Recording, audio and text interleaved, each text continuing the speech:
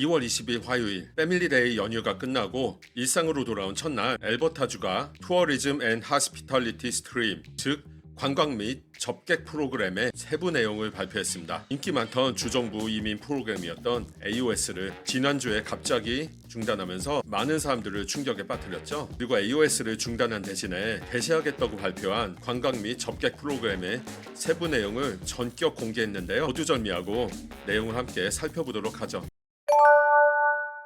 지난 영상을 보신 분들께선 다 아시겠지만요, 이 새로운 투어리즘 앤 하스피탈리티 프로그램은요 3월 1일부터 개시하겠다고 이미 공지를 했어요. 그리고 개시까지 약 열흘 남은 오늘 2월 20일에 세부 내용을 공개했습니다. 참 엘버타주 일 잘하는 것 같아요. 몇 년 전에 어떤 주는 멀쩡하게 있던 프로그램을 갑자기 중단해놓고 무려 4개월 동안 묵혔다가 갑자기 사실상 폐지하겠다고 해서 난리가 난 적이 있어요. 위위시모 주무스비앙 크레트레비앙 앙꼬. 어쨌든요, 아직 엘버타주 공식 웹사이트에는 업데이트가 되지 않았어요. 그 대신에 CBC에 새로운 뉴스가 떴습니다. CBC 정도면은 공신력이 있는 매체이기 때문에 오보일 가능성은 대단히 낮을 겁니다. 이 뉴스가 뜬 웹사이트 주소는요 댓글로 남겨놓도록 할 테니까요, 나중에 전문은 시간 되실 때 웹사이트에서 직접 읽어보시고요. 지금은 화면을 같이 보도록 하겠습니다. 화면 보이시죠? 자, 제목만 봐도 이제 어떤 내용인지 알 수 있습니다. 오늘 여기 시간으로 새벽 4시에 뜬 아주 따끈한 뉴스고요. 그럼 내용을 이제 하나하나 보도록 하죠. 자, 일단 엘버타주는요 향후 10년 동안 관광업의 규모를 2배 이상으로 늘리는 것이 목표라고 합니다. 조금만 키울게요. 자, 화면 다들 잘 보이시죠? 충분히 확대를 했습니다. 제목만 봐도 엘버타주가 투어리즘 인더스트리의 관광업계에 전용 이민 스트림, 이미그레이션 스트림을 이제 부여를 하겠다. 자, 그럼 차근차근 볼까요?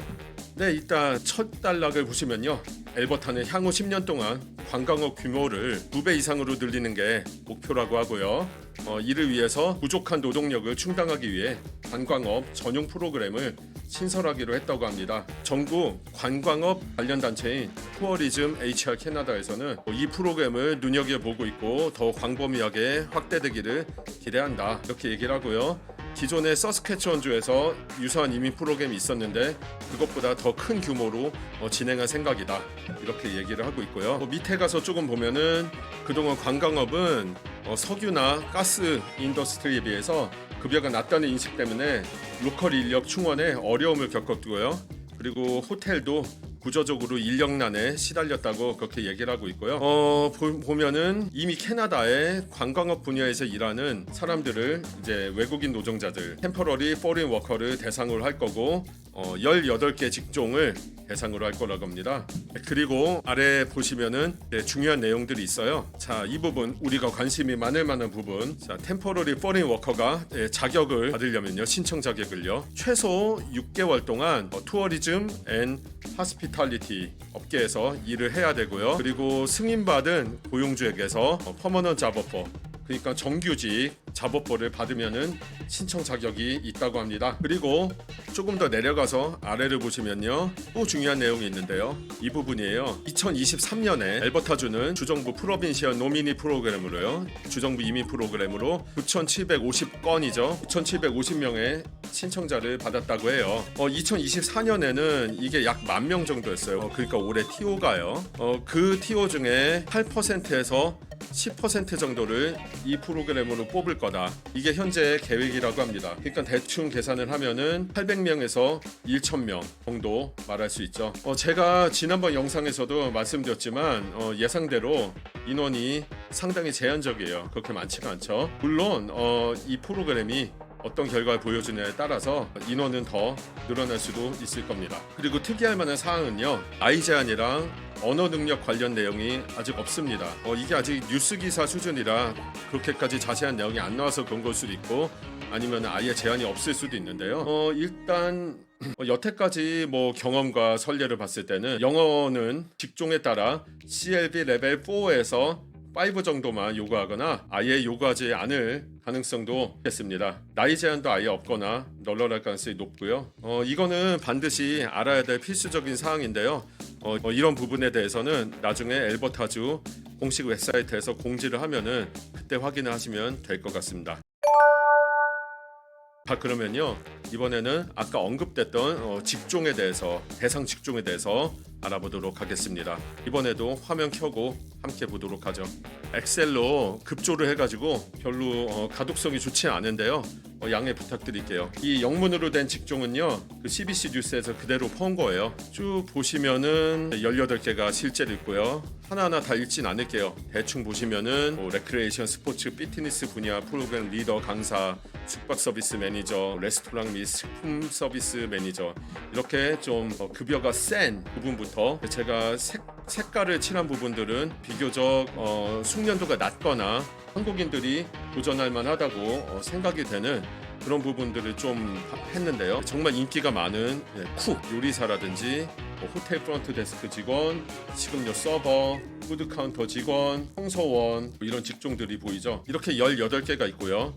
이 미디엄 웨이지에 대해서는 이게 뭐 어떻게 작용할지에 대해서는 뉴스에서 따로 이제 언급은 없었지만, 이게 기재되어 있는 거 보면은 이 시급 이상의 잡 오퍼를 받거나 이 시급 이상으로 돈을 받고 일을 했어야 신청 가능할 걸로 보입니다. 이거에 대해서도 이제 두고 보도록 하죠. 이 기사에서는요, 이 프로그램의 긍정적인 면과 부정적인 면, 그리고 이 프로그램이 외국인 노동자들에게 미칠 좋은 영향과 나쁜 영향에 관해서도 얘기를 했는데요. 기사는 따로 펼치지 않을게요.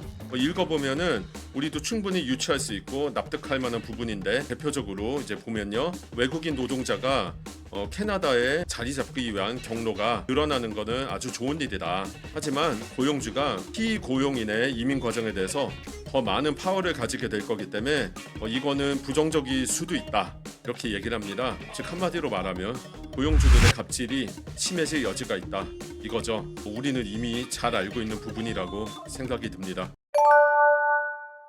이상으로 3월부터 엘버타주에서 새롭게 진행할 새로운 스트림인 투어리즘 앤 하스피탈리티 스트림, 관광 및 접객 프로그램에 대해서 간략히 알아봤습니다. 엘버타주에서 관광 산업이 잘 나가는 곳은요, 지역적으로 상당히 제한적이고 고용주 수도 많은 편이 아니에요. 그리고 선발 인원도 전체 TO의 8%에서 10% 정도 수준이면은 그렇게 높지 않죠. 하지만 6개월만 일하고 잡오퍼만 받으면은 신청을 할 수 있다는 거는 정말 어마어마한 메리트입니다. 그리고 아마 요구하는 영어 점수랑 나이 제한도 아예 없거나 상당히 널널할 가능성이 높아요. 그러니까 꽤 매력이 있죠. 이미 이 스트림을 탈 준비가 되신 분들이 계실 수도 있어요. 그런 분들께서는 최대한 빨리 어떤 스트림에서든 의뢰내는 서류들 있죠. 그 서류들은 좀 미리 준비를 하시고요. 언제든지 빨리 낼 준비를 하시는 게 좋을 것 같습니다. 이번 스트림의 규모를 감안을 하면은 AOS가 중단된 여파를 커버해 주기에는 상당히 양적으로 부족할 걸로 생각이 들지만요, 그래도 일단 없는 것보단 낫고, 그리고 이 프로그램이